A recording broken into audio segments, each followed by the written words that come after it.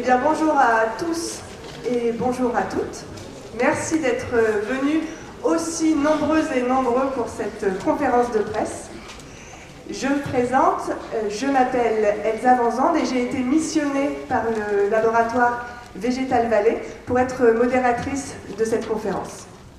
Alors, pour recontextualiser et pour ceux qui l'ignorent, Végétal Vallée est un laboratoire de recherche spécialisé en biotechnologie. Un laboratoire implanté à Châlons et basé depuis peu dans les anciens bâtiments de l'usine Kodak.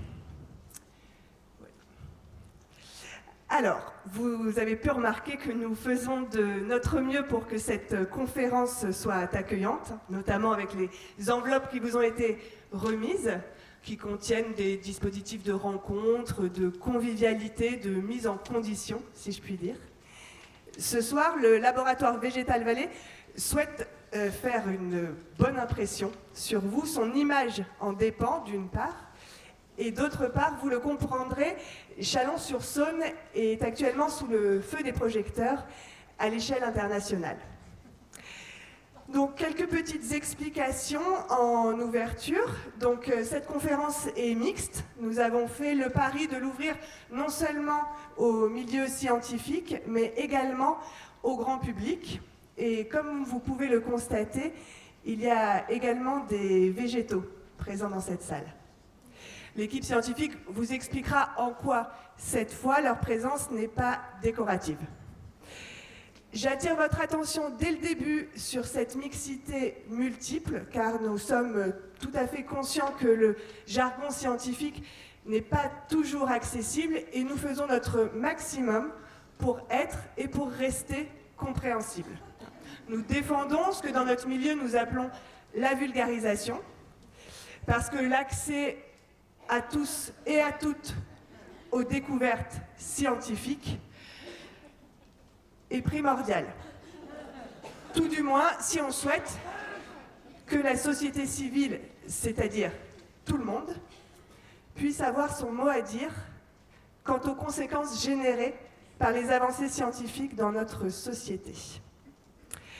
Au sein du laboratoire Végétal Vallée et très particulièrement sur cette recherche, c'est d'autant plus important que c'est grâce à une plateforme de financement européenne et citoyenne que cette recherche a pu être menée et que la découverte qui va vous être présentée a pu advenir.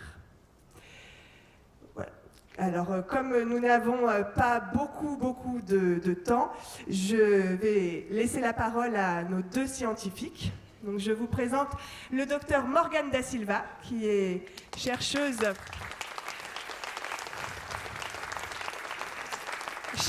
en phytosociologie, et le docteur Isabelle Folliot, qui est biochimiste. Bonsoir, mesdames. Donc, elles travaillent toutes les deux au sein du laboratoire Végétal Vallée et sont pour une grande partie à l'origine de cette recherche. Bon, nous n'avons pas beaucoup de temps ce soir, surtout au vu de tout ce que nous avons à nous dire, à échanger et à partager.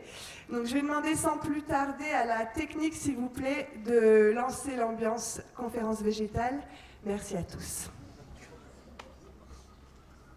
Merci. Merci, bonsoir. Bonsoir à tout le monde. Merci beaucoup d'être venu participer et écouter cette conférence de presse. Voilà, nous sommes très émus de vous recevoir. Oui, nous sommes effectivement très émus, c'est le mot, d'être ici pour vous présenter une découverte que nous avons faite et que nous pensons capable de changer beaucoup de choses dans le monde. Pardon. Et notamment la façon dont nous percevons le monde qui nous entoure. Alors, merci à vous d'être là. Alors, c'est parti. Je ne vais pas tourner longtemps autour des pots. Et je vais y aller directement. Voici, nous vous avons convoqué pour cette conférence parce que nous avons réussi à rentrer en communication avec les plantes. Oui, vous avez bien entendu parler avec les végétaux. pour nous aussi, hein, même aujourd'hui, c'est proprement encore incroyable. Ce matin, quand je me suis réveillée et que mon cerveau n'avait pas encore retrouvé tous ses repères, j'avais l'impression d'être dans un rêve qui ressemblait fort à un film de science-fiction, mais c'est la réalité. Donc comme vous pouvez voir, l'ambiance de cette conférence scientifique est quelque peu altérée par rapport aux US, et c'est pourquoi nous avons tenu à mettre cette musique, qui n'est pas gage de convivialité, ni là pour dorer l'image du laboratoire Végétal Vallée, mais qui est bien là pour les plantes ici présentes. Et nous, chercheuses, qui connaissons maintenant les conditions de vie des plantes, ne pouvons plus en faire abstraction, donc vous aurez une musique appropriée. En effet, les dernières avancées en termes de communication végétale nous amènent à penser que les plantes ne sont pas de simples organismes végétaux statiques et sans voix. En fait, ce sont des êtres complexes qui communiquent, on le sait déjà, qui communiquent entre elles. Les plantes communiquent entre elles et communiquent avec d'autres organismes d'une façon très sophistiquée. Mais là, ce soir, nous allons vous parler d'une communication d'un tout autre ordre. C'est-à-dire qu'il s'agit d'une communication entre les humains et les végétaux.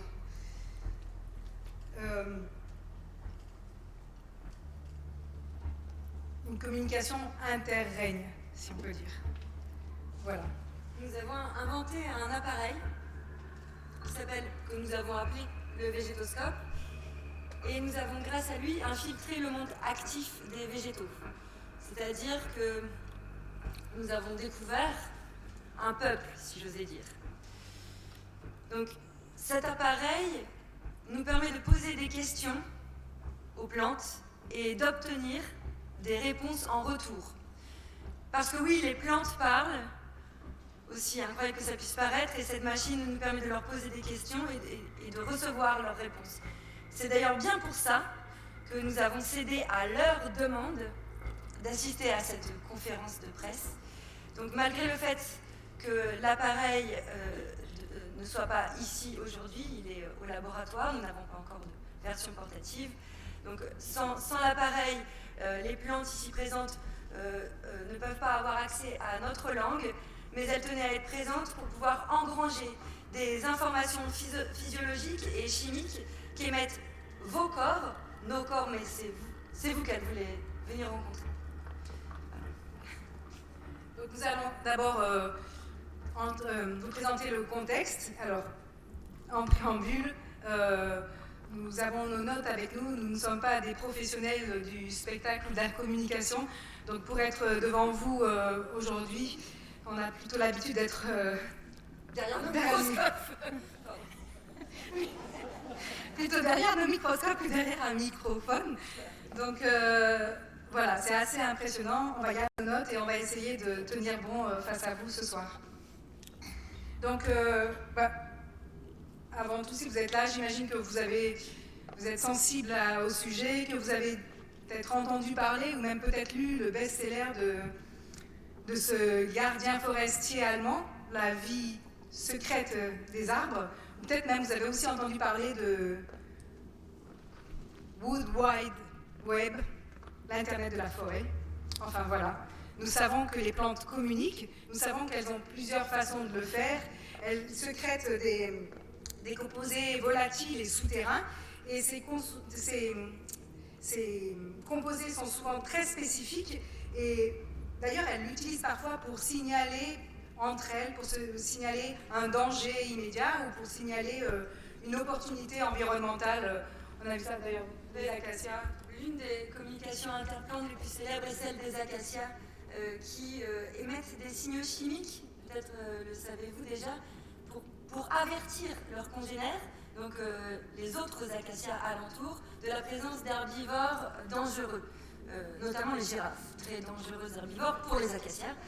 Et ces signaux chimiques permettent aux acacias alentours de produire à leur tour un poison qui va venir se réfugier dans leur feuillage et destiné aux herbivores gourmands. Bon, les girafes se sont adaptées et désormais changent d'arbre tous les 5 minutes, mais ça c'est un autre sujet que nous n'aborderons pas, ce n'est pas la question. Donc voilà, les plantes, donc voilà, les plantes sont munies de cellules réceptives qui captent les signaux externes. C'est sur la surface de la plante, aussi bien au niveau aérien que souterrain. Donc nous l'avons tous compris, les plantes peuvent communiquer avec d'autres organismes, entre elles, avec des animaux. Mais la question était de savoir si cette communication était vraiment un langage en soi, en fait. Et c'est tout l'objet de notre recherche. Est-ce que leur communication est un langage et est-ce que nous sommes capables de comprendre ce langage et de communiquer avec elle? Et alors nous n'allons pas garder le suspense, de toute façon vous avez bien entendu, on vous l'a dit d'emblée. Donc la réponse est un oui, un grand oui, un oui massif. Donc pour entrer en communication avec les plantes, il nous fallait d'abord comprendre comment elles communiquent entre elles de manière précise. Et nous avons pour cela d'abord dû mettre en évidence les stimuli auxquels elles sont sensibles. Parce que contrairement aux animaux, qui jusque-là étaient nommés êtres supérieurs, peut-être plus pour longtemps, les plantes n'ont pas de cerveau. Je ne dis pas qu'elles sont bêtes, loin de là, vous allez voir. Mais elles n'ont aucun organe spécialisé dans le stockage et le traitement des informations. Elles n'ont pas non plus d'organes des sens. Comme nous avons les yeux, le nez, des cordes vocales, ou comme d'autres animaux, des oreilles. Elles n'en ont pas. Et on a longtemps cru que sans organes de communication, il n'y avait pas de communication. Un peu dans la lignée, pas de bras, pas de chocolat. Merci Isabelle. Mais c'est faux, c'est faux. Donc les plantes sont capables de capter des stimuli lumineux, tactiles, chimiques, et ce, par le sol, dans les airs, par le sol pour les plantes qui ne sont pas épiphytes. Et de déceler aussi des variations d'intensité, de concentration, d'orientation, grâce à l'ensemble de leur surface. Donc, qui s'apparente un peu à un organe des sens, celui du toucher. Et c'est par là que nous avons décidé d'agir. Alors concrètement, nous posons une question dans le végétoscope et l'appareil traduit cette question en une séquence lumineuse qui est envoyée à la plante. En gros, la séquence lumineuse, pour que ce soit simple, nous posons une question, nous, humains, à voix haute, qui est enregistrée, qui passe ensuite dans un ordinateur. L'ordinateur, après calcul, va traduire cette phrase, cette question, en une séquence lumineuse, c'est-à-dire une série de clignotements lumineux qui va varier en intensité, en couleur, en rythme, en orientation. Un peu comme dans une discothèque, une bonne discothèque. On ne dit plus discothèque, Isabelle. Bon, cette séquence lumineuse est jouée au contact de la plante et envoyée ensuite sur ses feuilles en quelque sorte. Voilà. En fait, vous voyez là, voilà. La plante est enfermée sous une cloche et une fois que la plante est sous la cloche, là, les signaux lumineux, les séquences lumineuses lui sont envoyées. Alors, la cloche, elle est équipée aussi de capteurs pour mesurer justement les signaux électrophysiologiques et les signaux chimiques que la plante émet une fois qu'on lui a posé la question pendant un certain temps. En fait, la durée des émissions que la plante envoie en réponse, cette durée-là varie en fonction des espèces, en fonction du degré d'hydrométrie de ses feuilles. De son environnement aussi. Oui, du taux de chlorophylle, etc. Et même de son état de santé, s'il y a des parasites, etc. Tout ça influe sur le temps de réaction et sur les réponses que le végétoscope va pouvoir capter. Et comme les plantes ne peuvent pas émettre de lumière, les plantes ne sont pas des lampes, n'est-ce pas? Elles répondent comme elles peuvent, c'est-à-dire qu'elles vont libérer toutes sortes de choses par leurs pores, un peu comme nous, quand nous transpirons. Oui, voilà, quand on transpire, et même bien avant que ça devienne très gênant, on communique, voilà, nous communiquons. elles font de même. Et c'est ainsi qu'elles font circuler de l'électricité, en quelque sorte, disons des signaux électriques qui vont se propager à travers les plantes. Ce sont ça vient des flux d'ions en fait, qui vont modifier momentanément la polarité de leur membrane cellulaire. Je ne vais pas m'étendre, j'ai l'impression que j'en perds certains. Cette activité électrique des plantes permet un échange d'informations sur une longue distance à travers l'organisme végétal. Et c'est une autre méthode de communication. Et on en a encore découvert une autre, peut-être un nouveau volet. Voilà. Vous l'avez peut-être vu, les publications dernièrement, il y a une découverte toute récente en communication végétale qui nous a permis d'ajouter un troisième volet à notre végétoscope. Je vous ai parlé des signaux chimiques, des séquences lumineuses, et il y a un volet sonore maintenant. Alors, ce sont des sons émis par les plantes, des sons qui ne sont pas audibles à l'oreille humaine, mais il y a une équipe de chercheurs israéliens qui a réussi à enregistrer et à classifier les ultrasons émis par les plantes. Je vais juste préciser, les sons émis par les plantes, c'est une autre forme de communication, et les sons qu'elles émettent ne sont pas perceptibles pour nous humains parce que nous avons une capacité de réception qui est très, très faible, c'est-à-dire que les ultrasons qu'elles émettent sont émises dans une gamme de fréquences très élevée, qui tourne autour de 20 kHz, un peu plus de 20 kHz. Or nous, ces fréquences ne nous sont pas accessibles. Nous, ce que nous pouvons percevoir, ce sont des fréquences entre 500 et 4000 Hz. Vous voyez donc que nous sommes très très loin de pouvoir percevoir les sons émis par les plantes. Là, ce que vous entendez là, est-ce que vous pourriez relancer, s'il vous plaît, ce sont des sons de plants de tomates en détresse. Pourriez-vous nous remettre les plants de tomates en détresse, s'il vous plaît? Nous sommes en détresse, nous aussi. S'il vous plaît. En fait, c'est le public. Ah.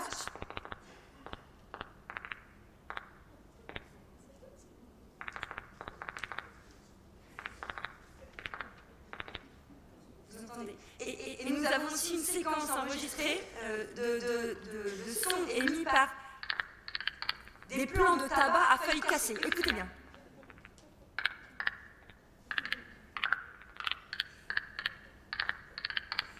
Ce qu'il faut savoir, c'est que ces sons existent bel et bien, ils sont bien présents pour le règne animal et pour le règne végétal.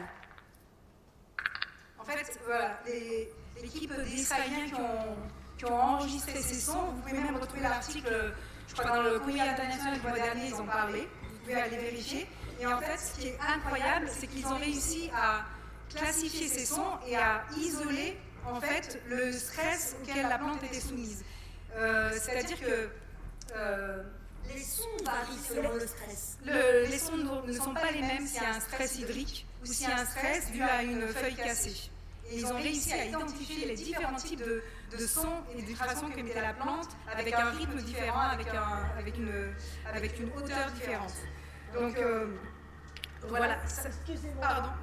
Désolée de vous interrompre, mais là vraiment ça me fait flipper votre histoire. Hein. Vraiment flipper. Hein. Parce que moi ça fait 7 ans que je suis végétarienne. Hein. Et là vous êtes en train de nous dire que les plantes, elles sont hypersensibles, qu'elles sont douées de raison. Mais alors, mais tu vas-t-on manger alors maintenant? Écoutez, madame, merci de partager votre inquiétude et de d'oser nous exprimer votre question. Je partage ce sentiment. Moi-même, je commence à avoir un petit peu faim. Mais je vous rassure, il y a dans le monde de nombreuses cultures, et notamment les cultures animistes, qui considèrent que tout être vivant a une âme. Et pour autant, on continue de se nourrir, donc pas d'inquiétude. En tout cas, on va peut-être pas approfondir cette question maintenant, mais je vais la noter et on pourra y revenir à l'issue de l'exposé. Il y aura bien évidemment un temps d'échange. Hein. Merci pour votre intervention. Vous dites, ça me fait complètement flipper. Oui, je comprends. Végétarienne ou pas d'ailleurs. Moi par exemple, ces sons, j'ai beau les écouter, ils m'impressionnent encore. Et ce que je trouve proprement incroyable d'ailleurs, c'est que les plantes que nous pensons silencieuses depuis toujours sont entendus par plein d'autres animaux depuis toujours, et que nous qui pensions être l'animal le plus évolué, l'animal supérieur, nous sommes incapables de les entendre. Et ce, depuis toujours. Nous sommes là à clamer haut et fort que les plantes sont silencieuses. Néanmoins, vous imaginez si nous nous trompons comme cela sur beaucoup de choses de la sorte? Si finalement nous étions juste trop sûrs de nous-mêmes? Bon, pardon, je m'égare. Alors, le fonctionnement du végétoscope. Mais voilà, je comprends. Et c'est, alors, le fonctionnement du végétoscope, c'est là qu'arrive la partie la plus palpitante d'ailleurs. Imaginez-vous, nous sommes à ce moment-là, je vous montre, mais il y a une équipe, des gens de l'ombre, mais une équipe, derrière les microscopes eux aussi, et derrière le végétoscope. On en est à un moment digne de la pierre de Rosette. C'est-à-dire que nous sommes face à des hiéroglyphes. Tous ces signaux, j'explique, tous ces signaux recueillis sont analysés, certes. Et qu'est-ce que nous constatons? Nous constatons que toutes ces données forment des idéogrammes moléculaires. C'est-à-dire des images, en quelque sorte, mais qui ont un sens et qui représentent la réponse de la plante. Les idéogrammes obtenus ont été décryptés au bout de longs mois par notre équipe de cryptographes. Mais imaginez un peu le moment où nous nous sommes rendus compte que ces dessins de molécules, au-delà du fait qu'ils étaient déjà fascinants, voilà, des idéogrammes complètement fascinants, qui n'étaient pas que des équations secrètes. C'était pas des données sèches à rentrer dans des cerveaux mécaniques. Non, tout à coup, nous avions une image. Une image, et nous avions une idée. Et nous avions l'image de l'idée. Rendez-vous compte? C'est fabuleux. C'était vraiment... C'est tout à fait fabuleux. Là, à ce moment-là, vous avez l'impression de toucher du bout du doigt l'insaisissable. Je suis Champollion. Et là, toute une série de questions. Et si nous étions en train de soulever le point d'une réalité interdite? Et si tout à coup, s'il y avait une raison pour que toutes ces beautés soient cachées? Mais est-ce que nous n'étions pas en train de devenir des sangliers, en train de fouler la terre, là, à la recherche de truffes précieuses, sans nous rendre compte où nous étions en train de piétiner des girolles? Mais c'est ça. Oui, merci. Oui. En fait, réellement, c'est toute notre histoire. c'est effectivement des moments qu'on a déjà vécu en laboratoire et au cours de notre recherche. C'est excessivement troublant ce qu'on a à vous raconter ce soir. Mais revenons pour l'instant à l'état de notre recherche et ce qu'on a pu constater effectivement avec les idéogrammes, c'est que les idéogrammes se rangeaient clairement dans deux catégories très nettes. Et il y avait toute une partie d'idéogrammes qui se rangeait clairement dans la famille des oui, et une partie des idéogrammes qui se rangeait dans la catégorie des non. Et à partir du moment où nous avons pu identifier ces deux catégories, en fait, ça a bouleversé tout notre rapport à la plante, en fait. Tout d'un coup, on avait des réponses à nos questions. Je reviens. Alors,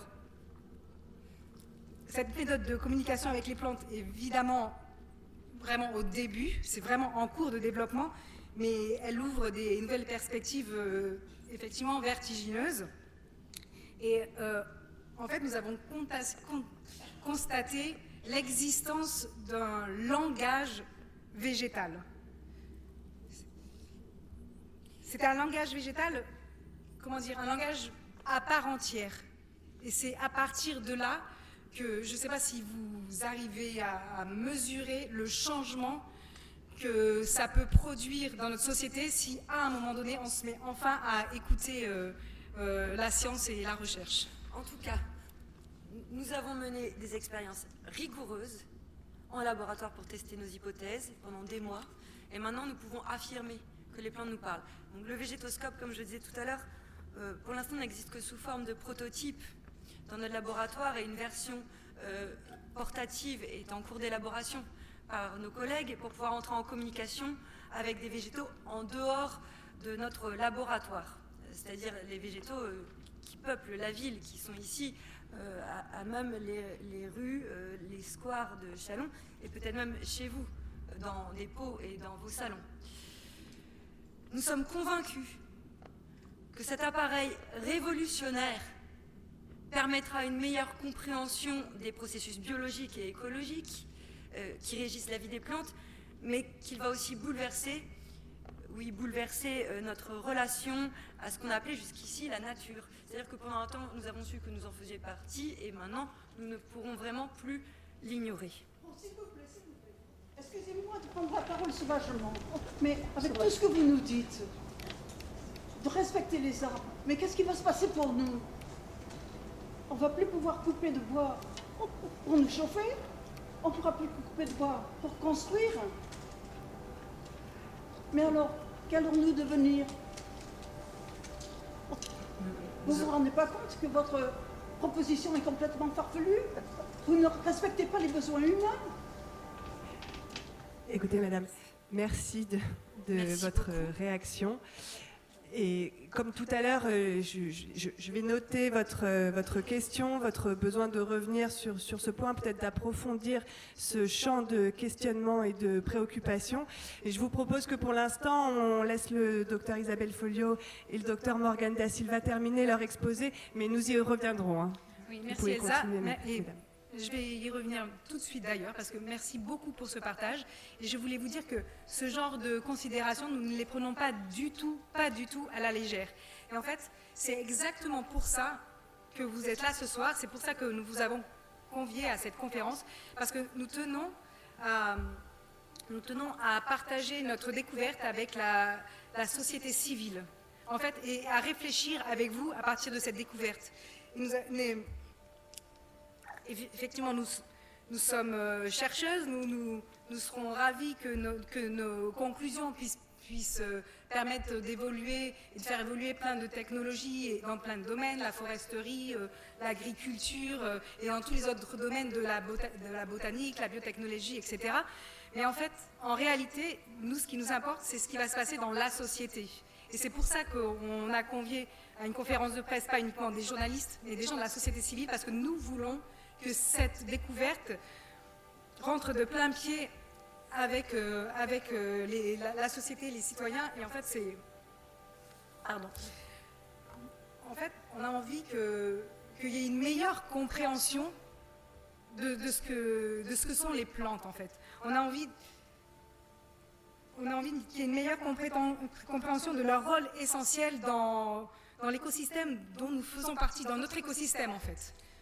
Je me permets de rebondir, parce qu'en introduction tout à l'heure, Elsa vous a parlé de la manière dont a été financé notre laboratoire et surtout notre recherche, donc par une plateforme citoyenne européenne et participative. Et cela implique beaucoup de choses dans notre recherche. La première, évidemment, est que notre recherche n'était pas soumise à des conditions commerciales, ce qui est très rare actuellement en recherche, et que nous étions libres donc de pouvoir explorer toutes les facettes de cette découverte, de cette recherche, enfin toutes les facettes, évidemment ce n'est pas exhaustif pour l'instant, il va falloir encore travailler. Et la deuxième chose, et non des moindres, c'est que nous nous sommes engagés pour que cette recherche soit ouverte et participative. Et quand on dit qu'elle est ouverte et participative, il ne s'agit pas pour nous simplement ici de vous exposer le fruit, le résultat de notre travail, mais de vous inclure dans notre processus et dans nos protocoles de recherche. Et c'est là que j'aborde la deuxième grande raison de cette conférence de presse. Chers habitants de Châlons, chers habitantes de Châlons, attention, grande phrase, la science a besoin de vous. Nous, en fait, Oui, non, mais on va vous expliquer. c'est une grande phrase, mais en fait, c'est une réalité. En fait, les conséquences de cette découverte sont vertigineuses et nous avons vraiment besoin de vous. Alors, nous, dans un premier temps et très concrètement, Nous avons travaillé en collaboration avec les espaces verts de la ville de Chalon-sur-Saône et grâce à leurs connaissances fines et puis aux nouvelles données que nous ont apportées ces derniers mois de recherche, nous avons décidé de vous inclure déjà dans une première phase de recherche. Et il y a ici une vingtaine de jeunes pousses. C'est des pousses qui, si on devrait traduire ça pour un humain, sont vraiment à l'âge de l'enfance encore. Mais en fait, c'est des plantes avec qui, des bébés plantes, oui, on a pu communiquer et elles sont volontaires pour être accueillies dans une famille d'accueil provisoire. Mais pour elles, c'est déjà une grosse prise de risque de venir 3 mois. On vous propose 3 mois dans une famille d'accueil, même si c'est risqué à l'âge où elles ont. Mais en fait, c'est un protocole qui va être suivi de très près par tout un processus scientifique et vous serez accompagné dans cet accueil. Donc à la fin de la conférence, n'hésitez pas à venir vers nous si vous souhaitez accueillir un bébé plante pendant les 3 prochains mois. Il y aura évidemment, comme je vous ai dit, un suivi scientifique très rapproché. Ne vous inquiétez pas pour celles et ceux qui ne connaîtraient pas les bébés plantes. Elles ne vous réveilleront pas la nuit. Elles sont plutôt statiques. Elles ne vont pas vous déranger outre mesure. Oui, et puis aussi, pas d'inquiétude, les plantes ne vont pas espionner ou nous rapporter votre intimité. C'est pas du tout le sujet. Par contre, et là, du coup, c'est très sérieux, veuillez considérer que maintenant, les plantes peuvent témoigner de leurs conditions de vie. Donc, oui. Voilà. Tout au long de ces 3 mois et à la fin de ces 3 mois, il y aura aussi un bilan par rapport à ça. Et en fait, c'est pas du tout dans la menace. C'est justement dans le partage. Non, mais c'est sérieusement dans le partage.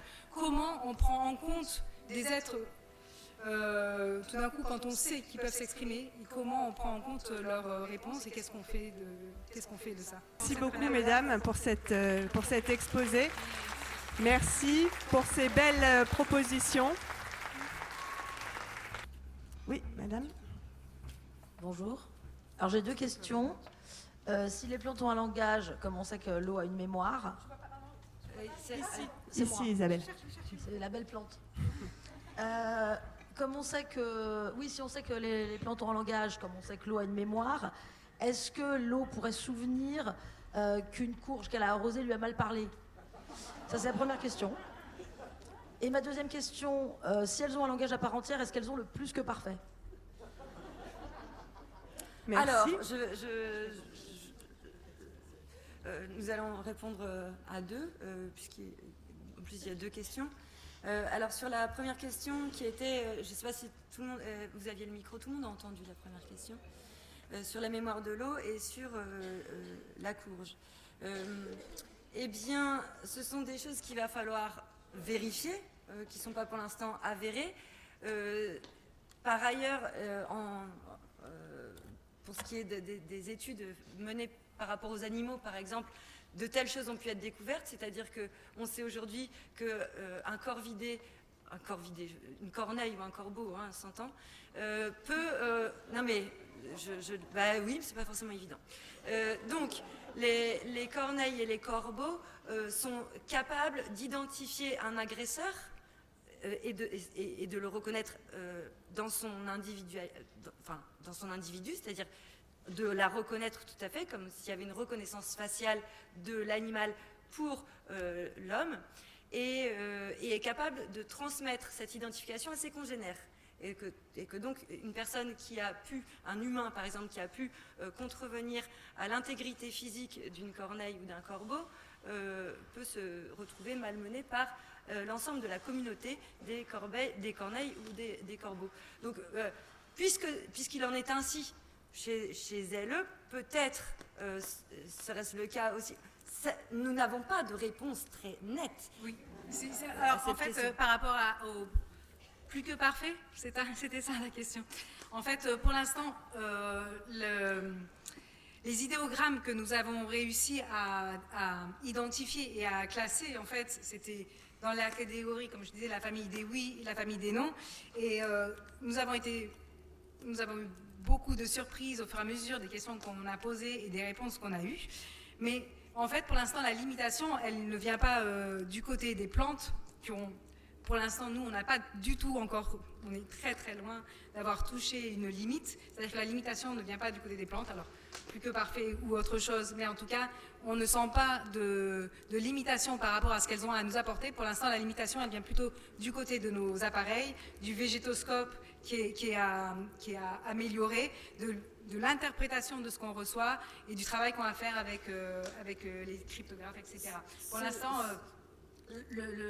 la faiblesse, elle vient plutôt de notre camp que de... Ce que nous pourrions quand même ajouter à cela, c'est que la perception du temps par les plantes est vraisemblablement très différente de la nôtre. Et parler de plus que parfait est une question, et c'est bien normal, très anthropocentrée, parce que c'est normal, nous sommes des humains, donc nous posons des questions qui sont très liées à notre...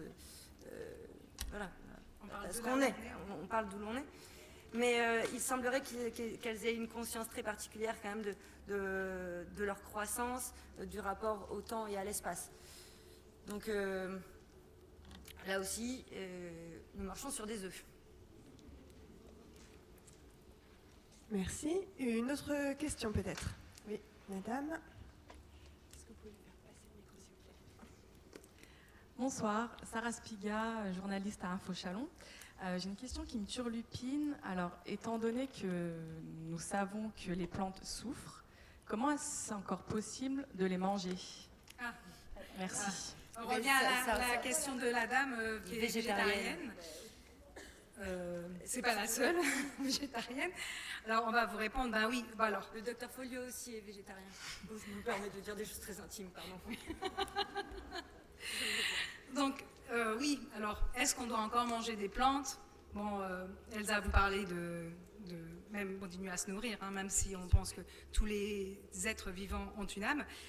La question est de savoir si est-ce qu'on préfère manger des animaux qui, eux, sont aussi dotés souffrent, les animaux qui ont mangé des plantes qui souffrent et qui s'expriment.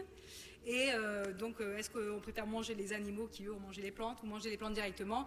Ça, c'est chacun fait comme il veut, c'est en son âme et conscience. Et aussi, avec la tolérance qu'on a de soi-même et de son degré de dissonance cognitive, c'est à chacun de prendre ses responsabilités là-dessus.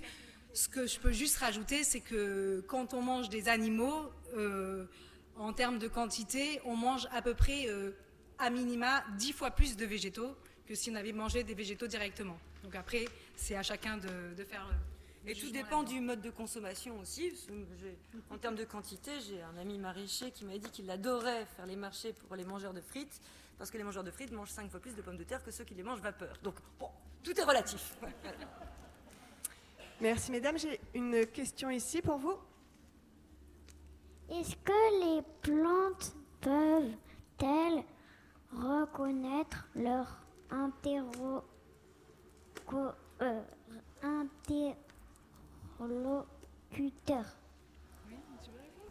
Eh bien, merci pour cette question.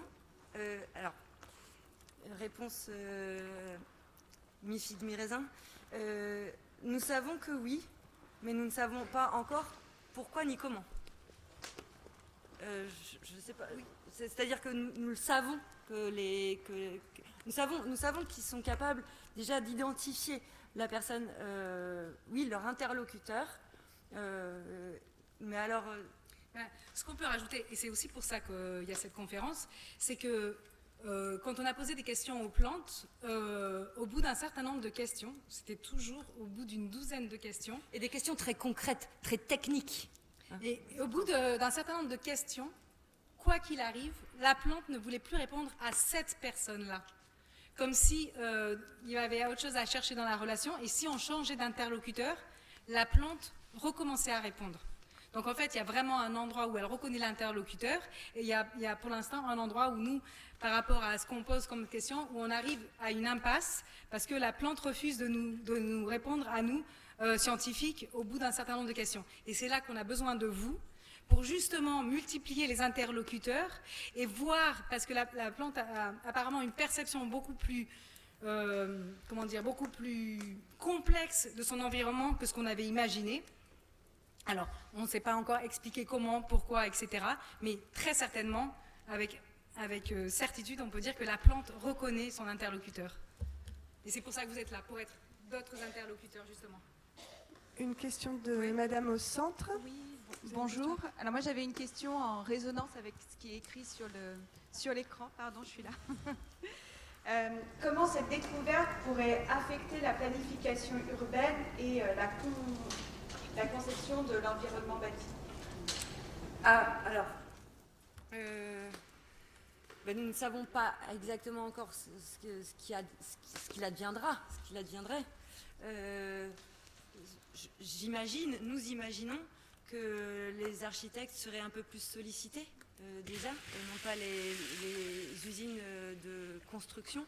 C'est-à-dire que tant que les 150 mètres carrés de construction ne sont pas atteints, nous ne sommes pas tenus de faire appel à un architecte ou une architecte. Or, ils et elles ont une expertise, des connaissances, du terrain, de ce qu'on appelle la trame bleue, du petit circuit de l'eau et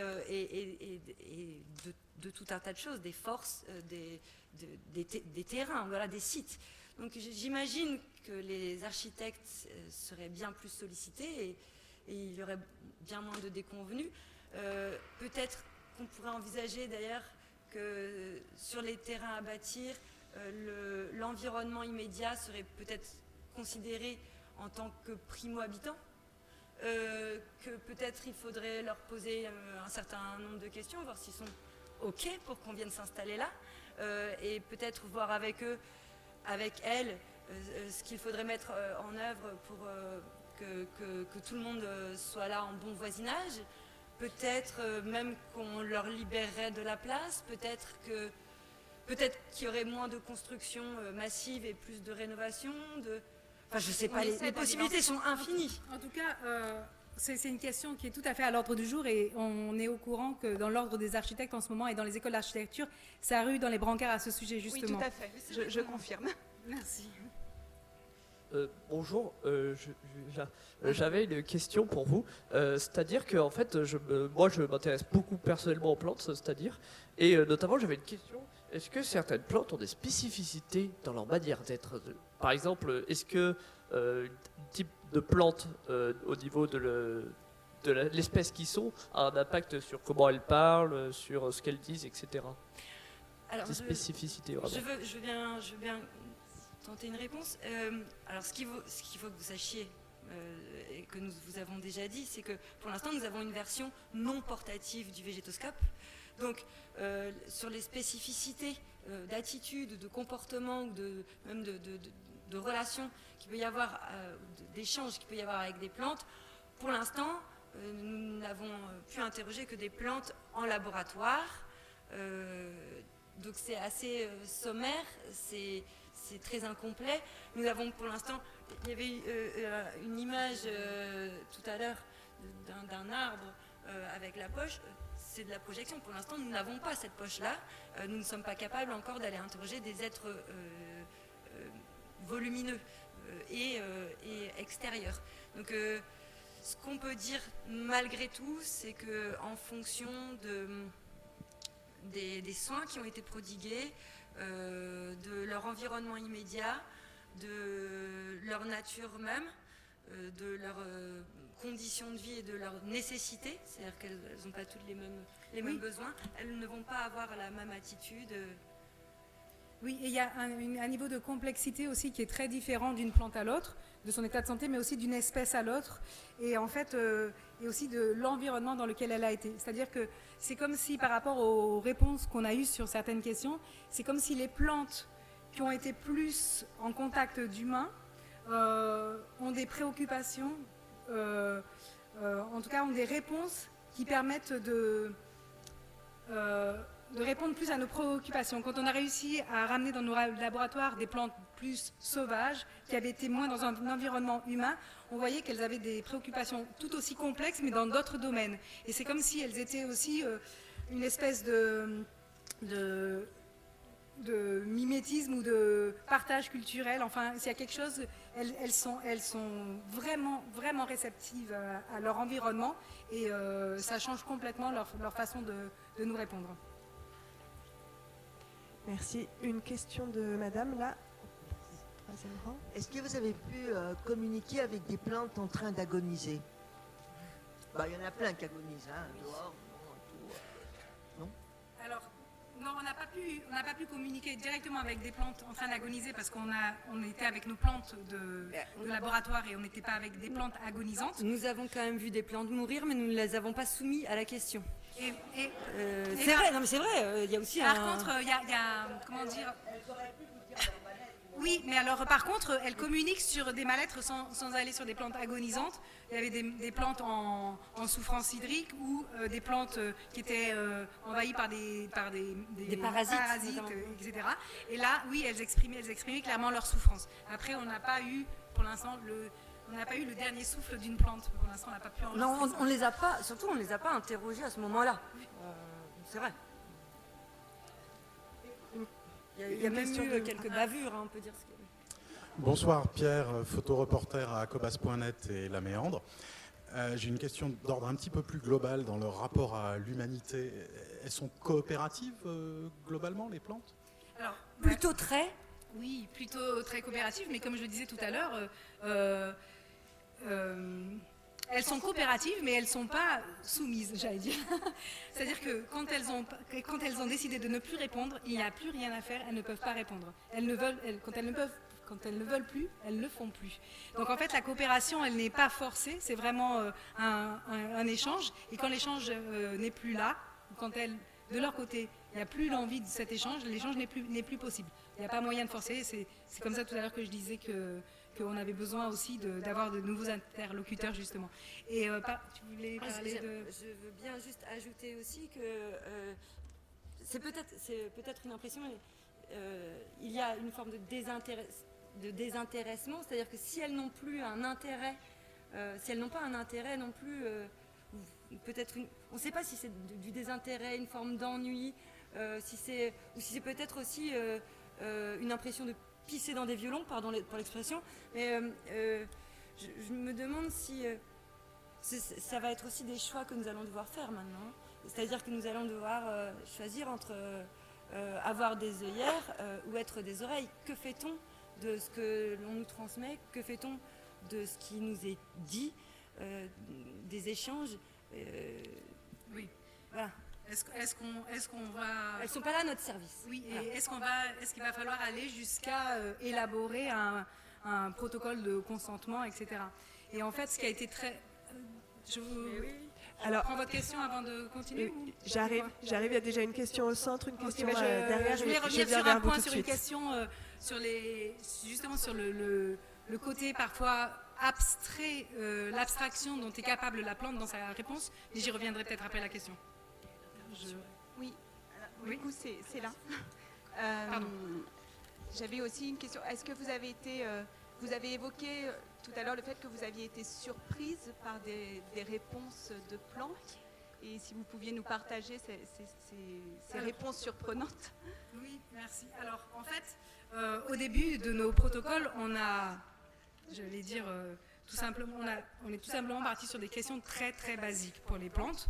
On espérait avoir des réponses, donc on est parti sur ce qu'on pensait être leurs préoccupations, c'est-à-dire un stress hydrique, un sol pauvre en tel minéral, etc., du vent, du soleil, trop de lumière, pas assez, etc. Et oui, on a eu une grosse surprise à un moment donné, c'est que il y a, comme on vous expliquait au début de notre intervention, on utilise beaucoup la séquence lumineuse pour communiquer avec la plante. On a tout simplement pensé qu'en on s'est dit peut-être que la plante nous prend pour le soleil. Ouais, alors, on était en train de se dire ça là comme des beubeux. Enfin, disons que c'était la pause café en vrai. Hein. Nous sommes des scientifiques, nous sommes des chercheurs, mais nous avons aussi des temps informels comme ça de réflexion où on peut dire vraiment des inepties et des bêtises. Et on a pensé bêtement que puisqu'on envoyait la lumière, la plante allait répondre en pensant qu'on était le soleil. Et notre laborantin a enregistré cette question. Qu'on était en train de se poser entre nous, on a dit... qui n'était pas du tout destinée à la plante. Est-ce que la plante nous prend pour mais le dis soleil? donc, est-ce qu'elle nous prendrait pas pour le soleil? Bon. Et notre laborantin nous enregistre et passe la question dans l'ordinateur qui traduit la question en séquence lumineuse. Donc déjà, on n'était pas très à l'aise avec ça, c'était pas du tout dans le protocole. En plus, on évite très clairement tout ce qui est abstraction. Hein. Ce sont des plantes, on a besoin de savoir de quoi elles ont besoin. On n'imagine pas qu'elles vont savoir ce qu'est le soleil. Voilà. Et l'idéogramme sort. Et la réponse est très nette. Non, c'est un nom très ferme, les contours sont très nets. Comment ça, ça a été très très rapide, la réponse a été très rapide. C'était fabuleux. C'est-à-dire que là, on a vraiment eu l'impression de discuter avec des extraterrestres. On était là, attends, les plantes... En fait, les plantes sont capables d'abstraction, puisque une notion comme le soleil... Vous voyez comme nous sommes bêtes. Une notion comme différencier la lumière du soleil, etc. Pour la plante, c'était une évidence. Et là, ça a bouleversé quelque chose dans les avancées de nos recherches, parce que tout d'un coup, il y avait... un univers qui s'ouvrait du côté des végétaux, parce qu'on n'était pas là juste pour parler de trop d'eau, pas assez d'eau, machin. Et c'est pourquoi C'était pour parler, pour aller au fond de certains sujets. Donc là, on se sent vraiment bête, très très bête, hein, les animaux supérieurs. Hop, cellule de crise. Donc là, déjà, on se demande si c'est pas l'appareil qui est défectueux, c'est dire à quel point on est bête. Donc on repose les questions, on réexamine les réponses. On pose les questions à d'autres plantes. On pose la question à d'autres plantes. Tout unanime. Non, nous ne sommes pas le soleil. Bon, et ben voilà, la couronne est tombée. Alors, là, protocole d'urgence. Que faire de cette nouvelle information? C'est-à-dire que c'est à partir de là aussi que nous nous sommes dit qu'il se passait vraiment quelque chose. Nous avons établi un protocole très strict avec une série de questions à poser et des questions non plus techniques, concrètes, bêtes et pratiques, mais plutôt avec des symboles, des concepts, des abstractions et les interroger sur leur relation au monde. C'est là que nous avons commencé. Et là, ça réinterroge ce qu'on disait tout à l'heure, c'est sur notre place dans cet écosystème et sur l'orgueil, même nous dans nos recherches, l'orgueil et le surplomb avec lequel on avance dans la recherche. Et si on accepte de tomber de ce piédestal, qu'est-ce qu'on en fait? Je suis complètement bouleversée par ce que j'entends là. Je suis désolée. C'est juste... Parlez bien dans le micro. Oui, je ne sais même pas si... Je suis désolée, c'est très maladroit d'avoir cette réaction non, c'est peut-être, normal. mais en fait,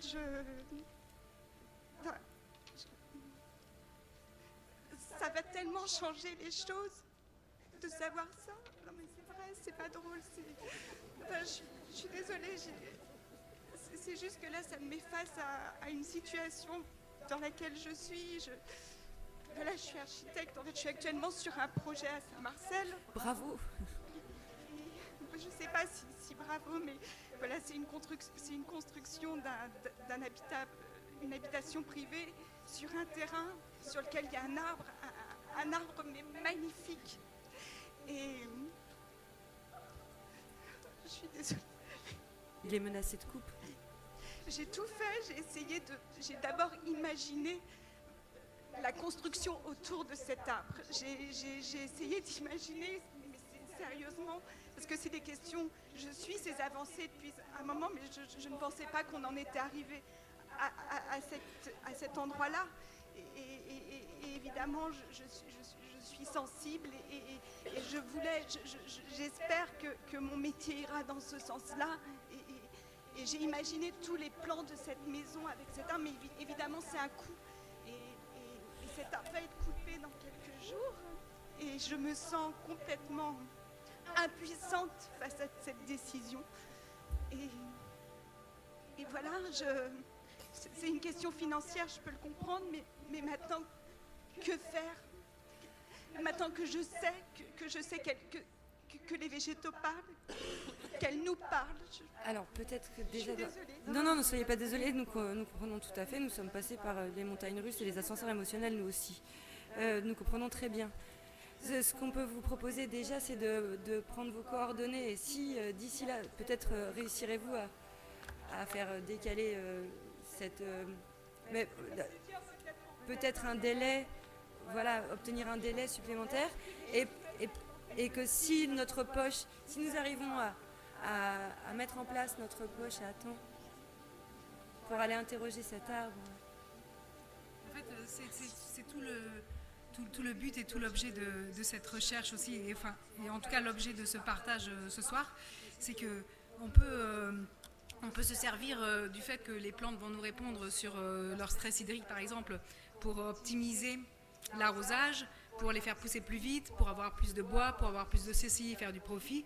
On peut aussi utiliser nos appareils et accueillir la parole et les réponses qu'on a pour en faire autre chose que du profit. Vous parliez de problèmes économiques par rapport à la coupe de cet arbre. C'est tout l'enjeu et toute la question qu'il y a derrière, une question de société. Qu'est-ce qu'on fait de cette parole je comprends. Le problème va subsister après quelques jours. En fait, c'est tout un choix de société et de comment on se replace par rapport au règne végétal. Et comment. Mais venez nous voir tout à l'heure et on pourra peut-être mettre en réseau peut-être aussi des gens qui sont dans des luttes pour sauver des arbres. Merci. Il y avait une Peut-être question... une SPV à naître. Tout à fait. Beaucoup de questions en attente. Je fais mon maximum pour suivre l'ordre. Allez-y, je vous en prie. Quel degré de précision et de complexité peut-on mettre dans les questions à travers le végétoscope? Qui pose la question? C'était moi. Ah, très bien. Oui, ça y est, je vous vois. Je peux répondre. En fait, le degré de précision et de sophistication va surtout dépendre de notre capacité à mieux lire les idéogrammes moléculaires. Enfin, c'est surtout de notre côté, on ne sait pas encore quel degré de complexité et de sophistication nous allons pouvoir mettre dans ces questions. Nous savons déjà que nous pouvons poser des questions où il y a des abstractions, que c'est entendu, qu'il y a parfois des réponses. Après, comme nous ne savons pas encore bien lire les idéogrammes moléculaires et que le végétoscope est encore une version bêta, c'est-à-dire que c'est un prototype qui fonctionne, mais qui est vraiment à l'état d'ébauche. Donc, pour l'instant, on sait que les questions peuvent être assez élaborées et assez complexes, et sans doute des réponses le sont encore bien plus, comme disait monsieur tout à l'heure, une vie de pensée humaine contre une seconde d'arbre. Et comme on disait aussi tout à l'heure, c'est que en fait, pour l'instant, oui, c'est à nous de savoir mieux lire tout ça, mais et la limite, elle vient pas des arbres, la limite de la complexité vient pas des végétaux. Et en fait, pour moi, le degré de complexité, ou en tout cas là où il faut mettre la réflexion, c'est aussi quelles questions on a envie de poser aux arbres. Ça, c'est très important philosophiquement. Quelles questions on a envie de poser aux arbres et jusqu'à où on est capable de changer pour accepter et pour prendre la parole des arbres et accepter ce qu'ils ont à dire. Et en fait, la complexité, pour moi, elle va être là, dans notre capacité à accueillir ces réponses, poser les bonnes questions, accueillir les réponses et agir en conséquence, et pas en fermant nos oreilles à ce qu'on va recevoir. C'est là où va être la plus grosse difficulté. Merci. Encore une question. Oui, bonjour.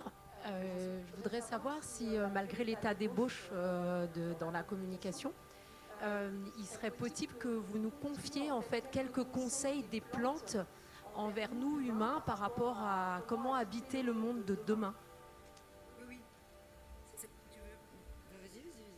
Oui, bien sûr. Alors déjà pour être en relation directe avec nous, Par exemple, en hébergeant pendant 3 mois un bébé plante, on va être en relation tout de suite directe et vous entrez dans la recherche. Et du coup, c'est un procédé scientifique qui va vous permettre aussi d'extrapoler ce qu'on a à vous apporter pour communiquer avec vos plantes que vous avez déjà chez vous, vos plantes d'intérieur. Mais dans les prochains jours, nous avons prévu toute une série de communications que vous pourrez d'ailleurs retrouver. On a l'intention d'ouvrir un blog pour pouvoir échanger avec les habitants. Comme on a dit, on a vraiment envie que ce soit quelque chose qui soit emparé par la société civile. Et on prévoit de faire justement un accompagnement auprès des plantes que vous avez déjà, d'avoir un accompagnement aussi vers des plantes qui seraient malades ou comme s'il y avait une sécurité sociale ou un hôpital pour plantes et une formation pour s'occuper de ces plantes et pourquoi pas aussi des échanges entre plantes, faire se rencontrer la plante avec la plante de son voisin pour remettre du lien aussi bien dans les plantes que chez les hommes, mais pour arriver à changer notre attitude et notre façon de considérer les plantes. Mais oui, et je vous invite à venir avec nous à la fin de la conférence pour qu'on reste en contact et à utiliser les différents biais pour suivre les prochains jours, les prochaines semaines et les prochains mois de cette recherche. Il y a beaucoup de plantes qui souffrent d'isolement, ça c'est sûr. Et nous sommes en partenariat avec quelques personnes qui ont dans l'idée de monter un végétolib. Donc un peu dans la même, du même acabit que le Doctolib. Voilà. Donc affaire à suivre. Mais toujours est-il que vous pourrez laisser votre contact là à droite de l'estrade. Il y a une petite table avec de quoi laisser votre contact pour que nous puissions continuer ces conversations. Alors le temps passe très vite, je vois que l'enthousiasme et l'engouement sont au rendez-vous. Je vous propose de prendre une dernière question. Est-ce que les plantes peuvent-elles mentir ? Ah, mais ça c'est une très bonne question. Eh bien, j'ai envie de... On y a déjà pensé, on s'est dit, si elles y ont un intérêt peut-être, mais pour l'instant nous bottons complètement en touche. Nous n'en savons strictement rien. Voilà. Ça... Eh bien, écoutez, je vous propose de clore ici momentanément, bien évidemment, cette conférence de presse, enfin de clore ces échanges, de terminer cette conférence de presse parce que le temps passe très vite. Évidemment, le sujet est passionnant. Merci beaucoup à Morgane Da Silva, merci beaucoup à Isabelle Folliot pour toutes vos explications, pour votre générosité. Merci à vous tous et toutes d'être venus ce soir, d'avoir partagé vos questions, vos réactions, vos inquiétudes, vos doutes. Bien évidemment, nous comptons sur vous pour ébruiter la nouvelle. Vous pouvez repartir avec une jeune pousse si vous souhaitez participer à l'expérience et au processus scientifique. Vous pouvez enregistrer des questions que vous souhaitez que l'équipe de Végétal Valley adresse aux plantes et des boissons de végétaux consentis sont à votre disposition au bar. Et moi, pour ma part, je vous remercie très chaleureusement et à bientôt. Merci à vous.